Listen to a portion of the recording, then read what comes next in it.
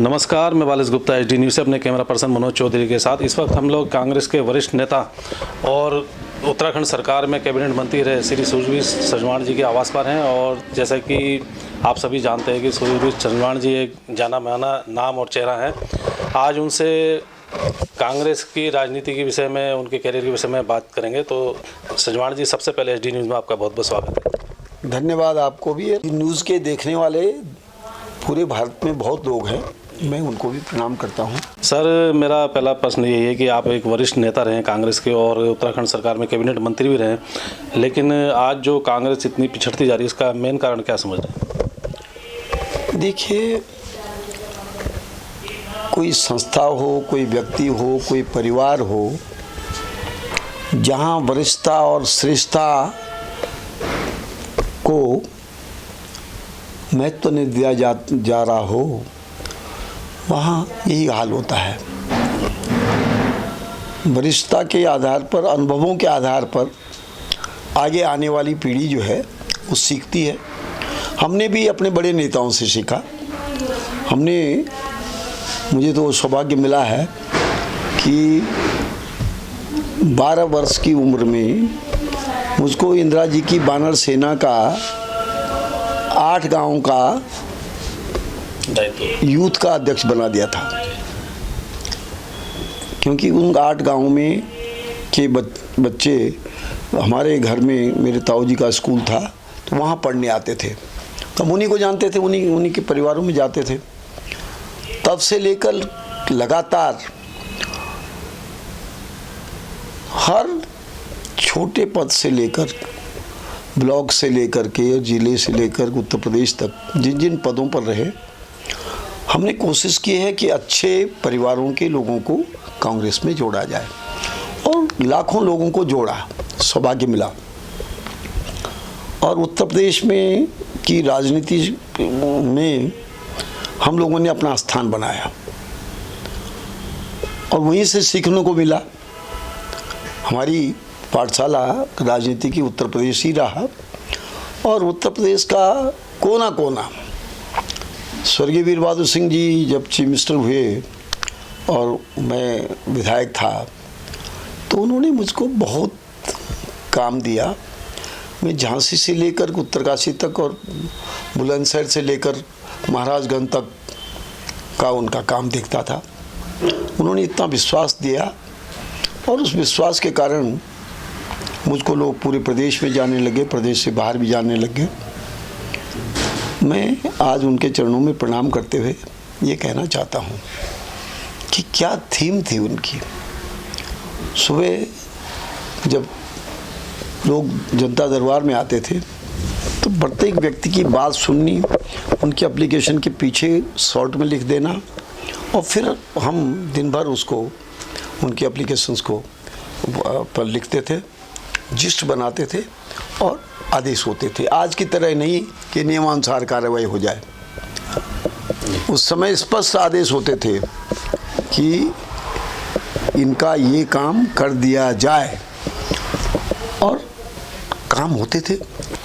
और पंडित नरेंद्र तिवारी के नेतृत्व में जब यहाँ सरकार बनी, तो आज वो स्वर्ग में है, और सारे उत्तराखंड की जनता जानती है कि उनके कार्यकाल में आज से 10वां गुना भी बजट नहीं था, बहुत कम था।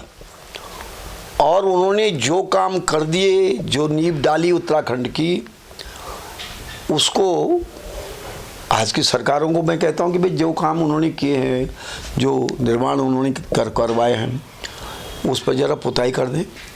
और बजट कहाँ जा रहा है कुछ पता नहीं है।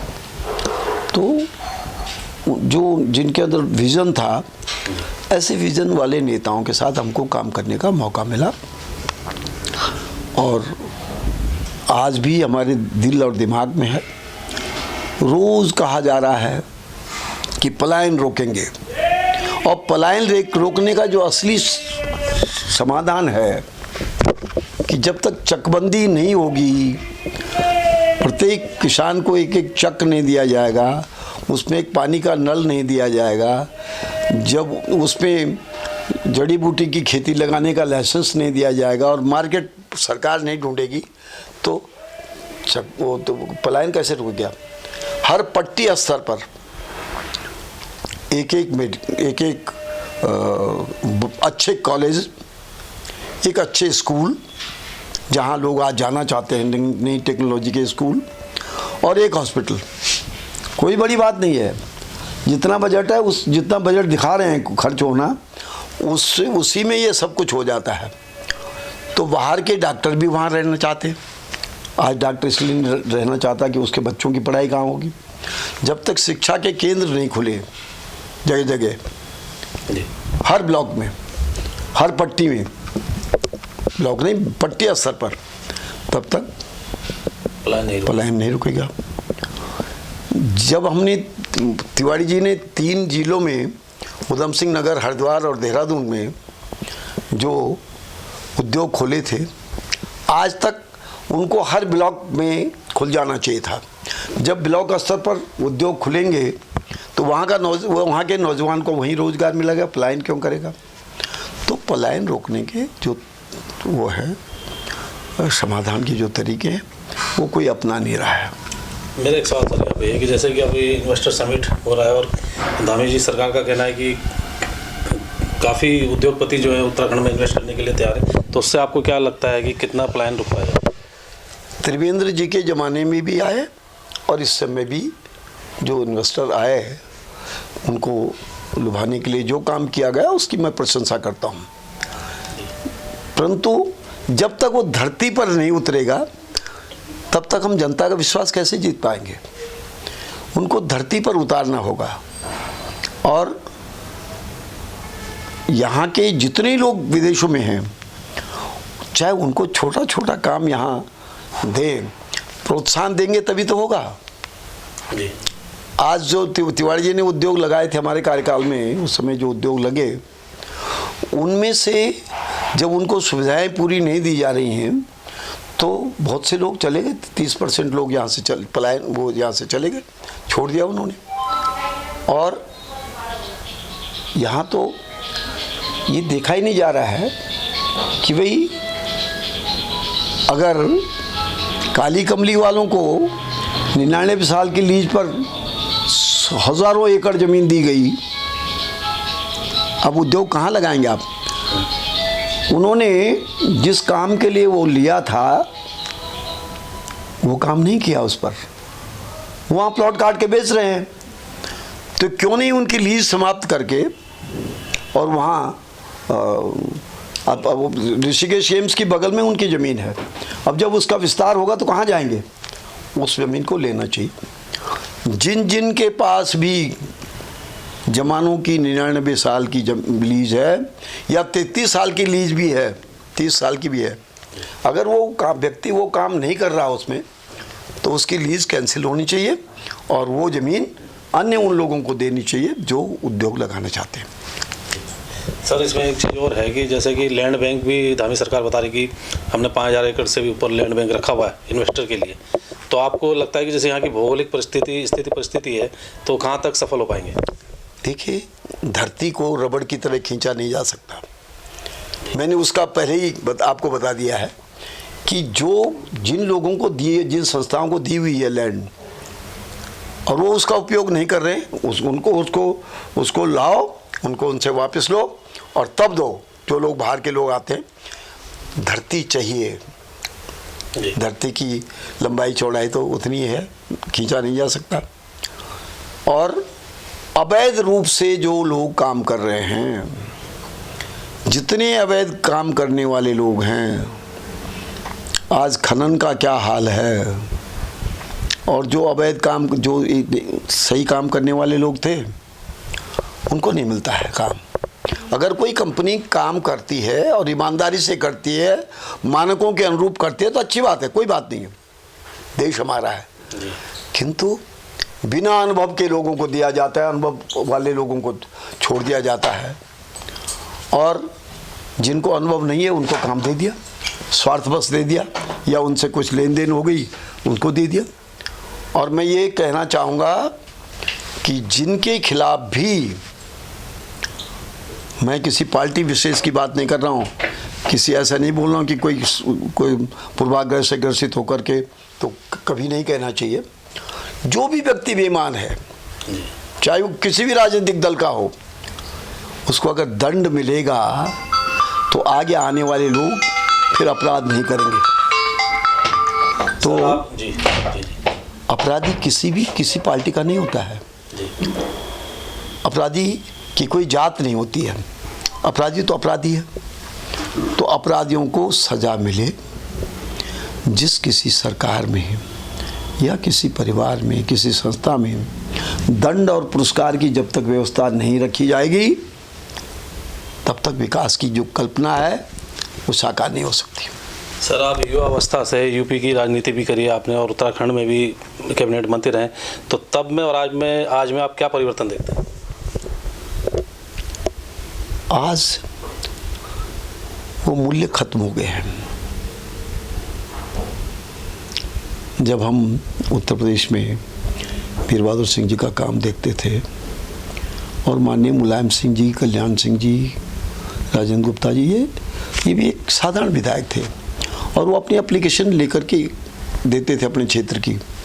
तो जब हम मुख्यमंत्री जी से उस पर आदेश करवाते थे तो मुख्यमंत्री जी कहते थे कि 2 ज्वाइंट सेक्रेटरीज की ड्यूटी लगा दो ताकि वो 1 हफ्ते में आदेश करके आपके पास ले आए और आप वो आदेश लेकर के उनके घरों तक पहुंचा देना। सर, जैसे कि आपने अभी जिक्र किया कि कांग्रेस के समय में जो है पब्लिक हो चाहे विपक्षी पार्टी का नेता हो, किसी का काम नहीं रुकता था, तो आज आप बीजेपी के कार्यकाल को कैसे देखते हैं? इनके काम करने के तरीके को किस नज़र से देखते हैं?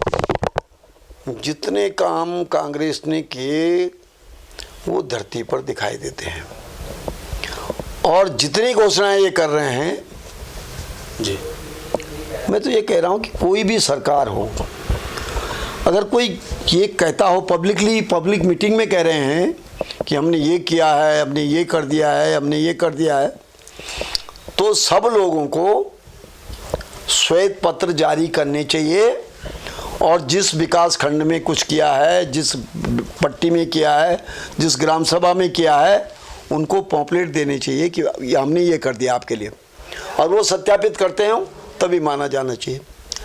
इतनी कॉन्स्टिट्यूंसी हो गई,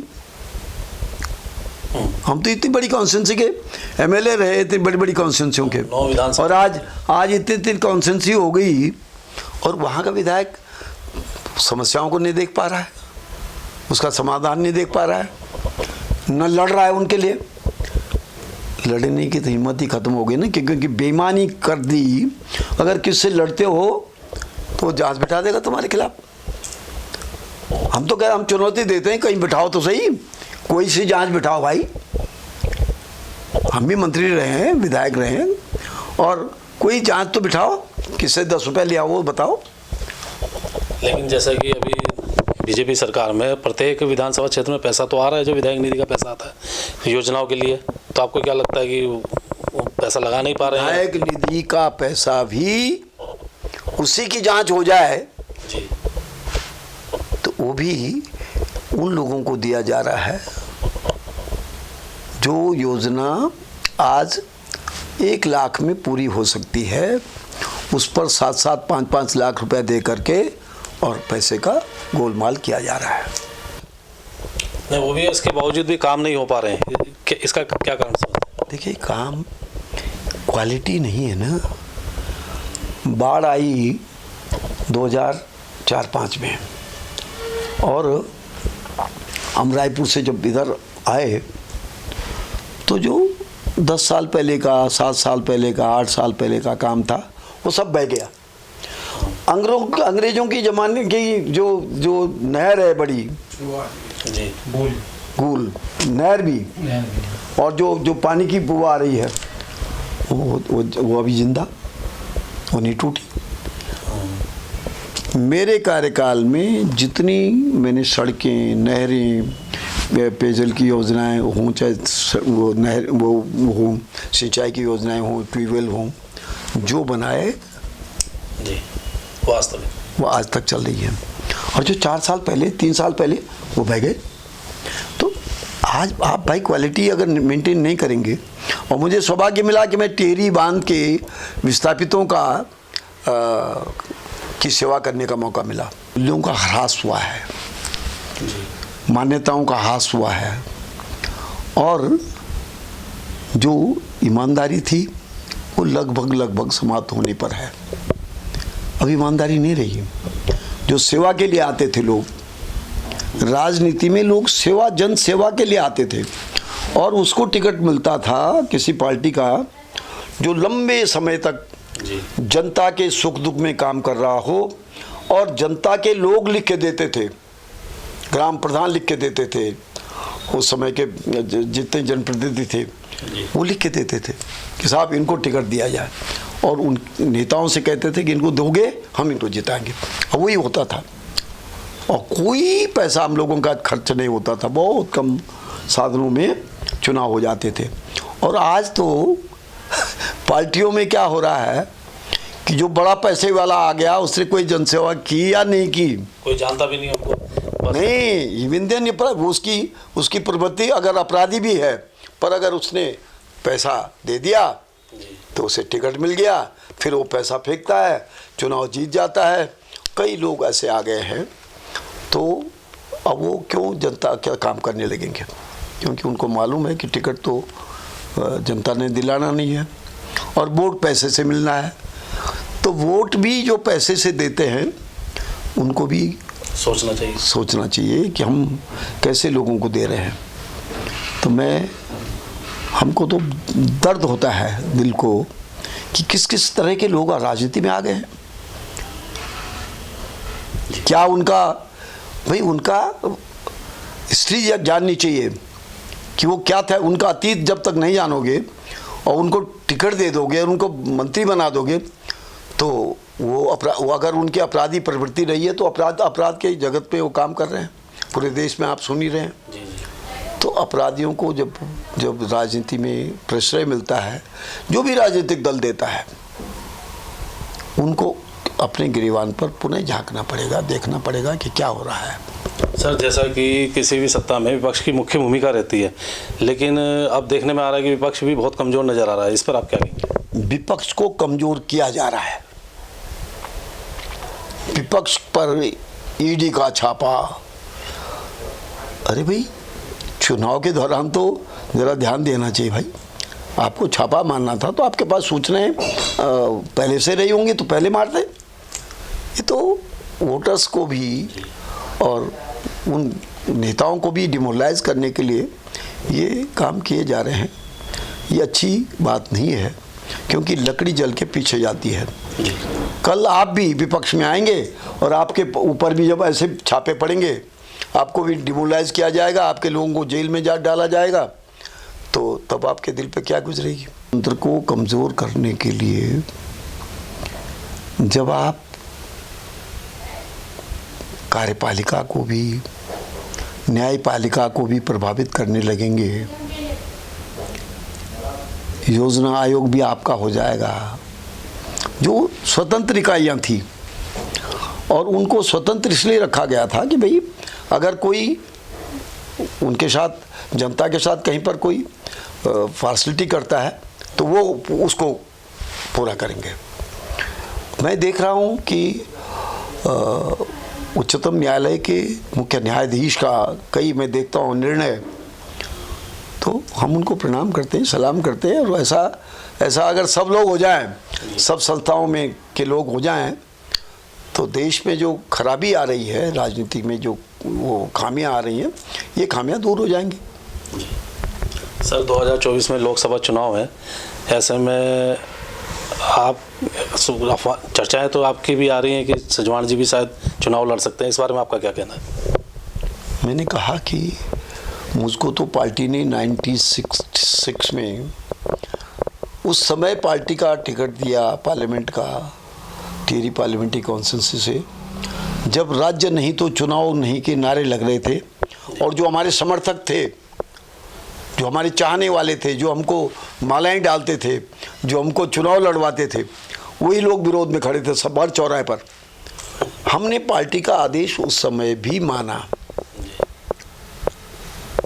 और चुनाव लड़े।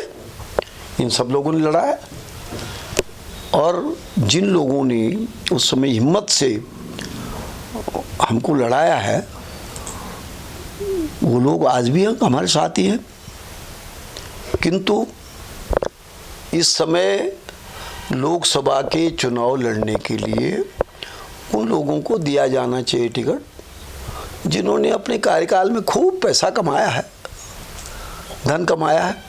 भाई हमने तो जिसको 10 करोड़ का काम भी दिया होगा उसको 10 रुपया नहीं लिया उससे कभी, तो हम कहाँ से चुनाव लड़ पाएंगे? क्योंकि साधन अब इतने चाहिए। अब न तो वो लोग भी नहीं कह रहे हैं कि भाई हम इतनी मदद करेंगे, तो हमारी तो हमारी तो हिम्मत नहीं है कि लोकसभा का इतना बड़ा चुनाव, और जो लोग हमको विधानसभा में ही नहीं देखना चाहते, जिन्होंने 2-2 बार हमारे टिकट कटवा दिए, वो लोकसभा में देखना चाहेंगे हमको? वो लोकसभा में भी नहीं देखना चाहेंगे। और अगर हम चुनाव लड़ने की हिम्मत करेंगे तो चुनाव जीत के आएंगे। नहीं, ऐसे में अगर पार्टी आपको टिकट देती है तब भी आप पीछे हटेंगे या फिर चुनाव लड़ेंगे? मैंने पार्टी के कुछ वरिष्ठ नेताओं ने, हाईकमान के लोगों ने मुझसे पूछा, तो मैंने कहा था कि ठीक है, मेरा काफ़ी वर्षों से इधर नीचे मैदानी क्षेत्र में मेरा आना जाना, लोगों के सुख दुख में शामिल होना, तो अगर वो हरिद्वार से टिकट देते हैं तो मैं शहर से लड़ूंगा और जीत के आऊँगा। जी सर, हमारे दर्शकों को और खासकर प्रदेश की जनता को आप क्या संदेश देना चाहेंगे? प्रदेश की जनता से यही निवेदन करना चाहता हूँ कि वो पहले अपना भला सोचें कि आपका विकास कौन कर सकता है। ऐसे लोगों को चुने, चाहे वो लोकसभा में हो, विधानसभा में हो, पालिकाओं में हो, जो उसमें त्रिस्तरीय पंचायत में हो, उन लोगों को चुने जो आपके सुख दुख में काम आता हो, जिसकी आपने परीक्षा ले ली हो। झूठे आश्वासनों पर विश्वास मत करिए, और जो झूठे आश्वासनों पर विश्वास करते हैं उनको ऐसे ही ठगा वो होना पड़ता है। आज नैतिकता के आधार पर जनता को भी और नेताओं को भी ये तैयार होना चाहिए। जी, आज तो कई पैसे वाले लोग बोल देंगे कि मुझे दे दो टिकट, पर मैं तो हिम्मत हार रहा हूँ, मैं तो बाप रे बाप, क्योंकि कितना धन चाहिए उसके लिए, साधनों के लिए कितना साधन चाहिए। हमारे पास इतना साधन नहीं हो सकते भाई। मेरे सब साथी कह रहे हैं, बहुत लोग अनुरोध कर रहे हैं, बहुतों ने बहुत प्रेशर डाल रखा है, और मैं उनसे भी रिक्वेस्ट कर लेता हूँ कि भाई देखो, मैं उनकी समस्या बता देता हूँ कि भाई पैसा कहाँ से आएगा, इतने साधन कहाँ से आएंगे। और फिर सत्ता में बैठे लोग ना जाने कितना पैसा खर्च करते हैं, उनके मुकाबले में कहाँ तक जाएगा आदमी। गरीब आदमी कोई भी चुनाव नहीं लड़ सकता, चाहे कोई कितना इज्जतदार हो, चाहे जनता उसको कितना ही चाह रही है वो, चाहे वो कितना ईमानदार हो। आज चुनावी प्रक्रिया महंगी बहुत हो गई, मतलब आज चुनावी प्रक्रिया महंगी हो गई है। और अगर कोई ये कहता है कि मैं इस महंगाई में भी चुनाव लड़ना चाहता हूँ, तो उसकी हिम्मत को मैं प्रणाम करता हूँ। तो ये भी आपने कांग्रेस के वरिष्ठ नेता और उत्तराखंड सरकार में रहे कैबिनेट मंत्री श्री सुरभि सजवाण जी को सुना, जिन्होंने बड़ी बेबाकी से अपनी बात रखी, और प्रदेश की जनता को भी उन्होंने संदेश दिया कि आप पार्टी की बात नहीं, किसी को भी वोट दें, लेकिन अपना भला और राज्य का भला समझ कर ही वोट करें। तो सजवाण जी, HD न्यूज़ को समय देने के लिए आपका बहुत बहुत धन्यवाद। मैं आपके दर्शकों को प्रणाम करता हूँ।